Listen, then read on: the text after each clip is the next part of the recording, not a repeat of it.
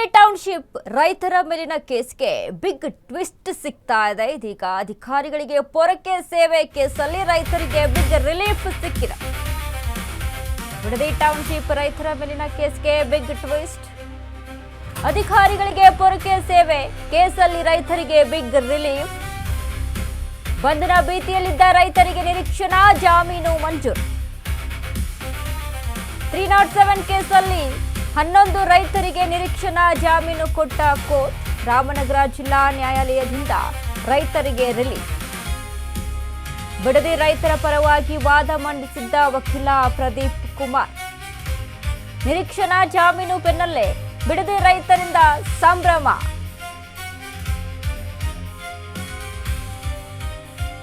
Bidadi township ರೈತರ ಮೇಲಿನ ಕೇಸ್ಗೆ big twist ಸಿಗ್ತಾ ಇದೆ. ಅಧಿಕಾರಿಗಳಿಗೆ ಪೊರಕೆ ಸೇವೆ ಆಗಿತ್ತು. ಕೇಸಲ್ಲಿ ರೈತರಿಗೆ ಬಿಗ್ ರಿಲೀಫ್. ಇದೀಗ ಬಂಧನದ ಭೀತಿಯಲ್ಲಿದ್ದಂತಹ ರೈತರಿಗೆ ಬಿಗ್ ರಿಲೀಫ್. 307 ಕೇಸು 11 ಜನ ರೈತರ ಮೇಲೆ ಕೇಸಾಗಿತ್ತು.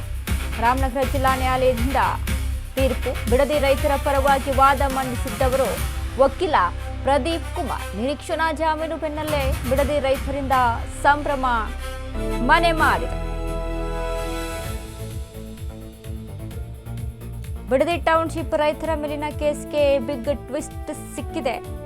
ಟ್ವಿಸ್ಟ್ ಅನ್ನೋದಕ್ಕಿಂತ ಕೇಸಲ್ಲಿ ಇದೀಗ 11 ಜನ ರೈತರ ಮೇಲೆ ನಿರೀಕ್ಷಣಾ ಜಾಮೀನನ್ನ ಮಂಜೂರು ಮಾಡಿರುವಂಥದ್ದು. 307 ಕೇಸಲ್ಲಿ ಬಿಡದಿ ಟೌನ್ಶಿಪ್ ವಿಚಾರಕ್ಕೆ ಸಂಬಂಧಪಟ್ಟಂತೆ ಯಾರೆಲ್ಲ ಕೋರ್ಟ್ ಆದೇಶ ಬೆನ್ನಲ್ಲೇ ಜೆಡಿಎಸ್ನ ನಿಖಿಲ್ ಎಕ್ಸ್ ರಿಯಾಕ್ಷನ್ ಅನ್ನ ಕೊಟ್ಟಿದ್ದಾರೆ. ಬಿಡದಿ 11 ರೈತರಿಗೆ ನಿರೀಕ್ಷಣಾ ಜಾಮೀನು ಮಂಜೂರು ಸಿಕ್ಕಿದೆ. ರಾಜಕೀಯ ಪ್ರೇರಿತ ಸುಳ್ಳು ಎಫ್ಐಆರ್ ಪ್ರಕರಣದಲ್ಲಿ ನ್ಯಾಯ. ಅನ್ನದಾತರಿಗೆ ನಿರೀಕ್ಷಣಾ ಜಾಮೀನು ಸಿಕ್ಕಿದೆ. ಇದು ಸತ್ಯಕ್ಕೆ ಸಂದ ಜಯ ಅಂತ ನಿಖಿಲ್ ಕುಮಾರಸ್ವಾಮಿ ಪೋಸ್ಟ್. ನಮ್ಮ ಕಾನೂನು ಹೋರಾಟಕ್ಕೆ ಸಿಕ್ಕ ದೊಡ್ಡ ಜಯ. ನಿಖಿಲ್ ಖುಷಿಯನ್ನ ವ್ಯಕ್ತಪಡಿಸಿದ್ದಾರೆ. ತಮ್ಮ ಭೂಮಿಗಾಗಿ ಧ್ವನಿ ಎತ್ತುವವರನ್ನ ಹತ್ತಿಕ್ಕಲು ಸಾಧ್ಯವಿಲ್ಲ.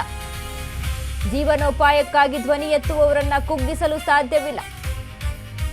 ಅಧಿಕಾರ ಬಲದಿಂದ ರೈತರನ್ನ ಕುಗ್ಗಿಸಲು ಸಾಧ್ಯವಿಲ್ಲ. ಪ್ರದೀಪ್ ನೇತೃತ್ವದ ನಮ್ಮ ಕಾನೂನು ಸಮರ ಇಲ್ಲಿಗೆ ಮುಗಿಯಲ್ಲ. ಈ ಸುಳ್ಳು ಪ್ರಕರಣ ರದ್ದಾಗೋವರೆಗೂ ಹೋರಾಟ ಎಂದ ನಿಖಿಲ್. ಬಿಡದಿಯ ಜನರ ಪರವಾಗಿ ನಾವು ಎಂದ ನಿಖಿಲ್ ಕುಮಾರಸ್ವಾಮಿ. ಬಿಡದಿ ಟೌನ್ಶಿಪ್ ವಿಚಾರಕ್ಕೆ ಸಂಬಂಧಪಟ್ಟಂತೆ ಮೊದಲು ಮಾತನಾಡಿದವರು ದಳಪತಿಗಳು, ಜೆಡಿಎಸ್ ಪಕ್ಷದ ಕುಮಾರಸ್ವಾಮಿ. ದೇವೇಗೌಡರು ಕೂಡ ಇದ್ರ ಬಗ್ಗೆ ಧ್ವನಿ ಎತ್ತಿದ್ರು. ಅದಾದ ನಂತರ ಹಾಗೆ ನಿಖಿಲ್ ಕುಮಾರಸ್ವಾಮಿನೂ ಕೂಡ ಇದ್ರ ಬಗ್ಗೆ ಮಾತನಾಡಿದ್ರು. ಅಂದ್ರೆ ರೈತರ ಭೂಮಿಯನ್ನ ಕಿತ್ಕೊಳ್ಳುವಂತ ಕೆಲಸ ಮಾಡ್ತಾ ಇದೆ ಸರ್ಕಾರ, ಅದು ಆಗ್ಕೂಡ್ದು ಅನ್ನುವಂತ ನಿಟ್ಟಿನಲ್ಲಿ ಇದೀಗ ಏನು ಅಧಿಕಾರಿಗಳು ಸರ್ವೆಗೆ ಅಂತ ಬಂದಿರ್ತಾರೆ ಅಂತ ಸಂದರ್ಭದಲ್ಲಿ ರೈತರು ಆಕ್ರೋಶಗೊಂಡು ಅವರ ಆಕ್ರೋಶವನ್ನ ವ್ಯಕ್ತಪಡಿಸಿರ್ತಾರೆ.